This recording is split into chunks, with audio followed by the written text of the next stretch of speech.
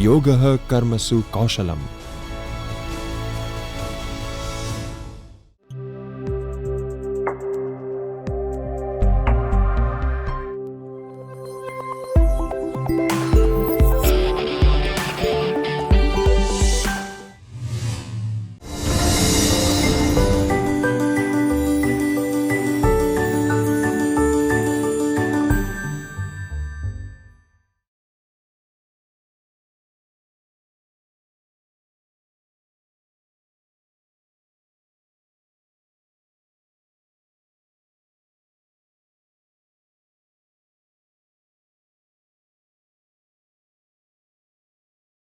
In this video, we are going to discuss about the social, cultural and political dimensions of language education.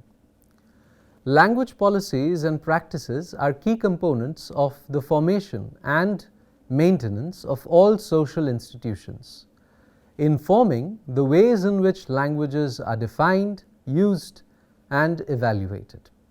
Consequential to our development as language teachers, there are policies and practices that constitute the institution of language teaching. When we think of language classrooms, of language teaching and learning, it is often in terms of methods, competencies, strategies, grammar, tasks, exercises, drills, activities and so on. Although it might already seem that such a list implies a wide diversity of ideas and approaches, such a list is in fact part of a very particular view of classrooms. This perspective tends to view that classroom as something of a closed box, an educational context separated from society. Inside this box, teachers try to help their students learn a language, in our context, English. The language is a set of structures, pronunciations or communicative acts that students need to master. The main concern, therefore, is how teachers can encourage the students to learn to remember, internalize and use the necessary pieces of language. There is often a tendency to view the classrooms as isolated spaces. Classrooms are just classrooms. By contrast, classrooms are actually socio-political spaces that exist in a complex relationship with the world outside. The term political in both socio-political and cultural political is used not to address a formal domain of politics or policy, but rather to suggest that questions of social and cultural relations need to be viewed from a critical perspective. In this discussion of approaches to learner autonomy, Phil Benson stated, "We are inclined to think of the politics of language teaching in terms of language planning and educational policy, while neglecting the political content of everyday language and language learning practices." In proposing a political orientation for learner autonomy, therefore, we need a considerably expanded notion of the political, which would embrace issues such as the societal context in which learning takes place, roles and relationships in the classroom and outside, kinds of learning tasks and the content of the language that is learned. It is this political understanding of the language classroom that will be the primary focus. Now, an understanding of the social politics and cultural politics of classrooms is not just about describing what is going on. It is about making critical interpretations and suggesting possible alternatives. Initially, two main dimensions in understanding classes as socio-political spaces may be suggested. So, on one hand, we have classrooms themselves being social spaces, and on the other hand, the larger social context of the classroom, which determines social relations in the classroom. This first view suggests concerns about democracy in the classroom and power relations between students and teachers. Although some arguments for student autonomy or independence are based purely on a view of the psychological benefits of independent learning, others are based on this more social understanding of classrooms and therefore are based more on a concern for social equality in learning and teaching relationships.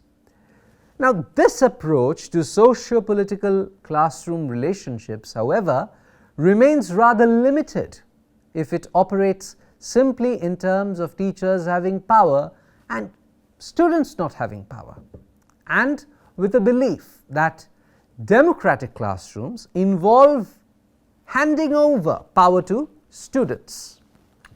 Now, such a view is a simplistic understanding of social relations and power sharing, ending up with little more than an argument for group work or student input to the curriculum. This view fails to relate social relations in the classroom to the larger social context. The second approach, which suggests that the social world outside classrooms determines what happens inside, offers a broader scope. What we need to understand is that there is a complex interplay between classrooms and the outside world, or rather that classrooms are not so much a reflection of the outside world, but rather part of the outside world, and in fact play a role in how that outside world operates. Now, from this perspective, the walls of classrooms became permeable, they become porous, with social relations outside classrooms affecting what's going on inside, and social relations inside affecting what goes on outside. Indeed, we need to reject the common but unhelpful terminology that contrasts the real world with our classrooms. The classrooms that we as teachers teach are part of the real world. This last perspective has significance for understanding the implications of pedagogy. Elsa Orberg has explained that she sees language classrooms as socially located. Pedagogical choices about curriculum development, content, materials, classroom processes and language use, although appearing to be informed by apolitical professional considerations, are in fact inherently ideological in nature, with significant implications for learners' socioeconomic roles. From this point of view, the classroom functions as a kind of microcosm of the broader social order. That is to say, the political relationships in the world outside the classroom are reproduced within the classroom. From this perspective then, everything we do in the classrooms can be understood socially and politically. And furthermore, we need to have some notion of ideology or discourse that suggests not only that social relations are reproduced inside the classrooms, but that social relations are linked to ideologies and thus to the way we think. An optimistic liberal view of education is that it provides opportunity for all. Anyone can go to school, receive equal treatment and come out at the end as whatever they want. Yet, it does not take a very sophisticated critical analysis to suggest that this is far from what actually happens. Crudely put, affluent learners tend to go to better institutions, receive better training and get better jobs, while working class students tend to go to affordable institutions, work in the same social and economic positions as their parents. One might simply account for this in terms of socioeconomic difference, but such a solution, however, fails to look at the broader functioning of the society. What we need instead is an understanding of how language classrooms operate within the larger field of social relations, and a realization that language classrooms as a critical component within society ultimately serve to maintain the social, economic, cultural and political status quo rather than upset it. Two principal dimensions explain language classrooms and their relationship to the social and political context. First, language classrooms are part of a much larger social world. For example, according to Tollefson and Orbach, education for Indo-Chinese refugees either in resettlement camps in Southeast Asia or in classrooms where English is taught as a second language in America needs to be understood as part of a larger social and economic policy.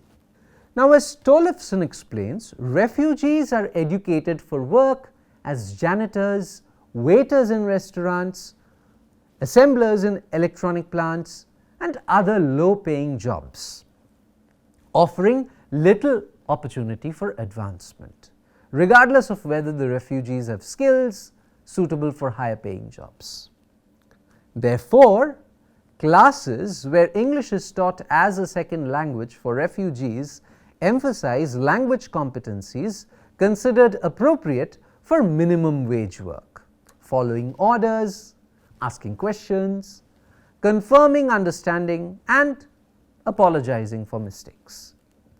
Orbach points out that work-oriented content often is geared on the one hand towards specific job-related vocabulary and literacy tasks, reading time cards or pay stubs, and on the other towards appropriate attitudes and behaviors and their concomitant language functions or competencies like learning how to call in sick, requesting clarification of a particular instruction, engaging in small talk, following safety regulations, etc. From this perspective then, training in English as a second language can be part of a social system that positions people of non-English speaking background into a particular socio-economic niche. Secondly, we need to understand that the classroom itself is a social domain, not merely a reflection of the larger society beyond the classroom walls, but also as a place where social relations are played out. As Orbach points out, such relations between the society and the classroom can be seen at many levels, including curriculum, instructional content, materials and language choice. For Orbach, these concerns point in two directions. On one hand, classrooms need to include explicit analysis of the social context outside the classroom, and on the other hand, students must be involved in making pedagogical choices inside the classroom. Thus, we can see how classrooms need to turn outwards to the broader social worlds as well as inwards to their own social world. But we should be careful of viewing this as only a two-dimensional relationship. We also need to consider the relationships between classrooms and institutions or community centers, between these and local communities, between communities and larger social institutions, and between language classrooms and global relations. What emerges most clearly from this perspective is that it is impossible to believe any longer in the myth that teaching English can be reduced to helping people gain access to social and economic power. Rather, we are part of complex social, economic and political relations that flow back and forth through the classroom walls where we teach. I hope the points that I raised and the arguments that have been there in this video are helpful in adding to your vault of ideas and to improve in your understanding of the social issues as teachers. I wish you all a great time in the classroom. Thank you.